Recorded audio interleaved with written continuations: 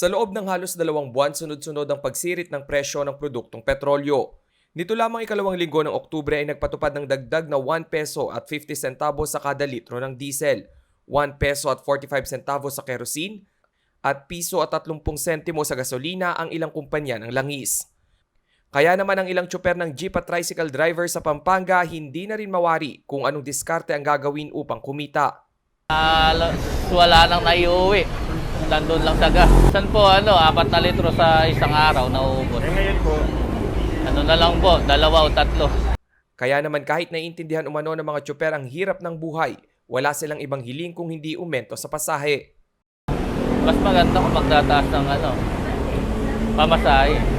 Ang tsuper naman ng jeep na si Ferdinand Gina, nananawagan na sa gobyerno na gumawa ng mga regulasyon na magpapagaan sa buhay ng mga driver ng pampublikong transportasyon.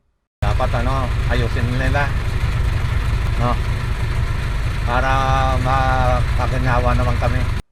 Samantala ang ilang mambabatas ikinabahala ang mataas na presyo ng produktong petrolyo. Ayon kay Senator Win Gatchalian, dapat buhayin ng gobyerno ang Pantawid Pasada Program bilang ayuda sa mga sektor ng pampublikong transportasyon.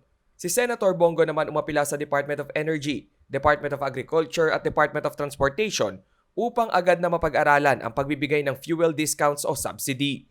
Ito'y para sa mga nasa sektor ng public transport, food deliveries at iba pa.